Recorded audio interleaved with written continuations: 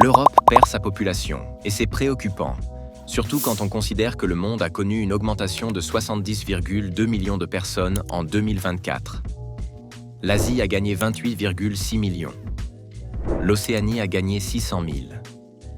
L'Afrique a connu la plus forte augmentation, avec 35 millions de personnes.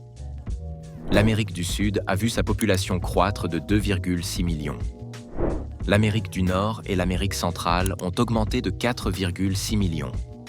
Mais l'Europe est le seul continent à avoir perdu des habitants, malgré une immigration significative en provenance d'Afrique du Nord, du Moyen-Orient et d'Asie du Sud. La diminution totale en 2024 était de 1,2 million.